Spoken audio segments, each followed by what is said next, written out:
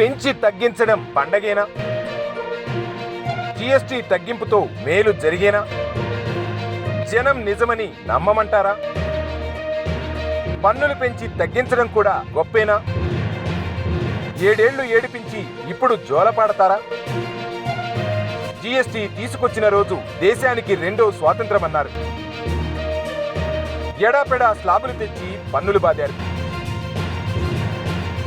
ప్రజల నుంచి తీవ్ర వ్యతిరేకత వచ్చినా పట్టించుకోలేదు. ఇప్పుడు జీఎస్టీ తగ్గించి గొప్పలు చెప్పుకుంటున్నారు. పరోక్షంగా ప్రజలను పీడించుకు తిన్నామని ఒప్పుకున్నారు. జీఎస్టీ స్లాబులు తగ్గించడం వల్ల ప్రభుత్వానికి పెద్దగా నష్టమేమీ లేదు. కేవలం 1.1% మాత్రమే తేడా వస్తుంది. ప్రభుత్వానికి 48,000 కోట్ల నష్టమని కేంద్రం చెప్పడం విడ్డూరం. జీఎస్టీ తగ్గించారు సరే, కంపెనీలు ధరలు పెంచితే చేసేదేముంది? ధరల పెరుగుదల అనేది నిరంతర ప్రక్రియ. దానిని అదుపు చేయకుండా పన్నులు తగ్గించినట్టు ప్రకటిస్తే సరిపోతుందా? జనానికి ఊరట కలుగుతుందా? బంగారం మీద జీఎస్టీ తగ్గించామన్నారు. బంగారం ధర భారీగా తగ్గుతోందన్నారు. ఏడాదిలో తులం బంగారం 30,000 పెరిగింది. నిత్యావసర వస్తువుల ధరలు అంతే. 4 రోజులు తగ్గిస్తారు. కంపెనీలు పెంచితే ఆటోమేటిక్గా ధరల భారం తప్పదు. ప్రభుత్వం చెప్పే గొప్పలకు అర్థం ఉండదు. జనానికి ఊరట కలిగిన సంతోషం ఎంతో కాలం నిలవదు. పన్నులు తగ్గిస్తే అభివృద్ధి ఎలా సాధ్యమని పాలకులే అంటారు. ఎన్నికలు రాగానే తగ్గించినట్లు ప్రకటించి మాయ చేస్తారు. జనానికి అన్నీ తెలుసు, భరించక తప్పదని తెలియంది కాదు. పన్నులు పీడింపుకు మార్గం. అంతకన్నా ఏముంది దౌర్భాగ్యం. ప్రజలను బురిడీ కొట్టించడంలో రాజకీయ నాయకులను మించిన వారు లేరు. రాజకీయ నాయకులు ఏది చేసినా కరెక్ట్ అనిపించుకుంటారు. తాము చేసిందే కరెక్ట్ అని ప్రజల చేత కూడా అనిపిస్తారు. అది రాజకీయాలకు ఉన్న గొప్ప తెలివి. ప్రజాస్వామ్యంలో రాజకీయ పార్టీలదే అంతిమ నిర్ణయం. అందుకే జనం ఏమనుకున్నా సరే ఎన్నికల్లో గెలిచేదాకా ఒక మాట, గెలిచాక ప్రజాభివృద్ధి పేరుతో మరో మాట.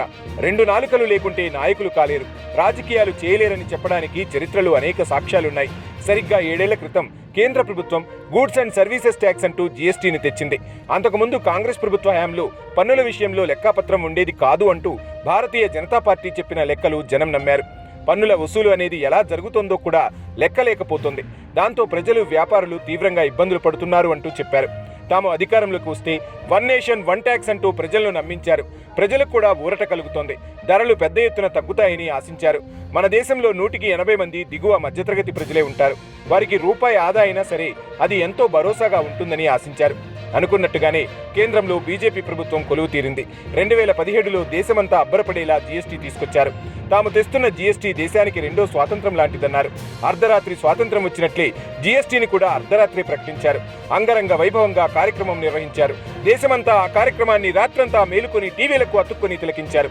గతంలో ఒక వస్తువు ఒక ప్రాంతంలో, ఒక రకమైన పన్ను మరో ప్రాంతంలో మరో రకమైన పన్ను విధానం ఉండేది. ఇక దేశంలో ఎక్కడైనా ఏ వస్తువైనా సరే ఒకే పన్ను విధానమని చెప్పారు. పన్నులను సరళీకృతం చేస్తామని చెప్పారు. దేశమంతా సంతోషపడింది, ఎంతో సంబరపడింది. దేశం కోసం, ధర్మం కోసం అంటే ఇదే అని ప్రజలు కూడా బీజేపీని ఎంతో కీర్తించారు. జీఎస్టీ అమలు విషయానికి వచ్చేసరికి 5 రకాల స్లాబులు తెచ్చారు. అంతా గందరగోళంగా ఉందన్న అనుమానం ప్రజలకు ఆదిలోనే తెలిసిపోయింది. తగ్గాల్సిన ధరలు పెరుగుతూ వచ్చాయి. పారిశ్రామిక ప్రగతి కుంటుపడుతూ వెళ్ళింది. జీఎస్టీ రిజిస్ట్రేషన్ గురించి తెలిసి చిన్న చిన్న వ్యాపారులు, పారిశ్రామికవేత్తలు ఏదో జరుగుతోందని అనుకున్నారు. అనుకున్నట్టుగానే అటు ప్రజలే కాదు, ఇటు వ్యాపారులు కూడా జీఎస్టీ అనేది గుదిబండగా మారుతూ వచ్చింది. ఏడాది 2 ఏళ్లు గడిచేసరికి దేశంలో వ్యాపారుల జీవితాలు తలకిందులవుతూ వచ్చాయి. ఇక్కడ మరో విషయం చెప్పుకోవాలి. జీఎస్టీ తెచ్చి దాన్ని అమలు కార్యాచరణను ప్రకటించిన వెంటనే లోక్సభలో ప్రతిపక్ష నేత రాహుల్ గాంధీ హెచ్చరించారు. జీఎస్టీ అనే పన్ను విధానంలో లోపభూయిష్టమైందన్నారు. ప్రజలకు నామాలు పెట్టడం తప్ప మరేం లేదన్నారు. ప్రజలను మరింత దోపిడీ చేసుకునేందుకు ఎత్తుగడ అన్నారు. గతంలో పన్ను విధానాన్ని ఎత్తి చూపిన బీజేపీ నిర్ణయం ప్రజలను పెన్నం మీద నుంచి పొయ్యిలో వేసినట్లు అవుతుందని అన్నారు. దాన్ని భారతీయ జనతా పార్టీ తీవ్రంగా తప్పుపట్టింది. పైగా ఆ సమయంలో ప్రతిపక్షాలకు పెద్దగా బలం లేదు. కాంగ్రెస్ పార్టీకి ప్రతిపక్ష హోదా కూడా లేదు. అప్పటికే రాహుల్ గాంధీని టార్గెట్ చేస్తూ ఉండేది. రాహుల్ గాంధీ మీద బీజేపీ ఇష్టం వచ్చినట్లు విరుచుకుపడుతుండేది.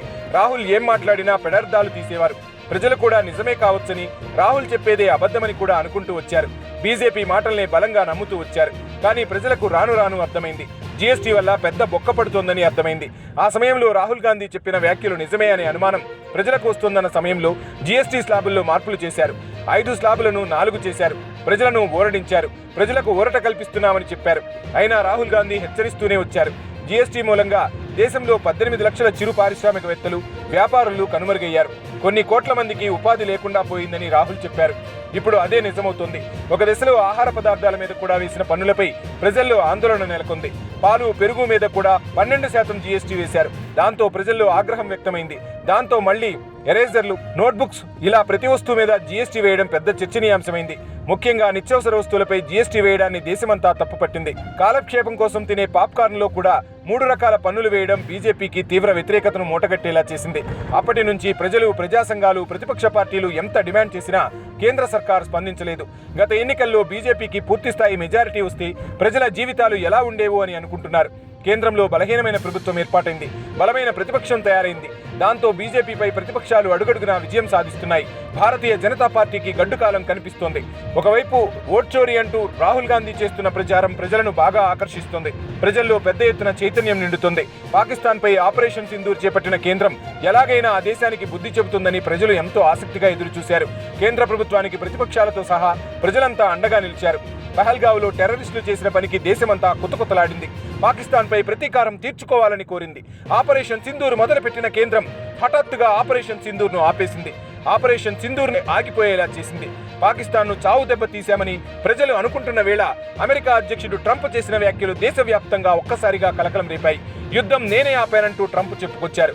ఒకసారి కాదు, పదే పదే చెబుతూ వస్తున్నారు. దాంతో మన దేశ స్వాతంత్రం మీద, సార్వభౌమత్వం మీద అమెరికా పెత్తనమేమిటనే ప్రశ్న ప్రతి ఒక్కరిలోనూ మొదలైంది. ఈ సంఘటన ప్రతిపక్షాలకు మంచి ఆయుధమైపోయింది.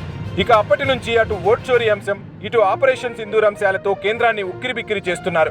త్వరలో బీహార్లో ఎన్నికలు జరగనున్నాయి. అయితే పెహల్గావ్ మీద దాడి జరిగిన రోజు ప్రధాని మోడీ ఇరాన్ పర్యటనలో ఉన్నారు. హుటాహుటిన దేశానికి చేరుకున్నారు. దానిపై సమీక్షా సమావేశాలు ఏర్పాటు చేస్తారని అందరూ అనుకున్నారు. కానీ మధ్యాహ్నం బీహార్కు వెళ్లి ఎన్నికల సభలో మాట్లాడారు.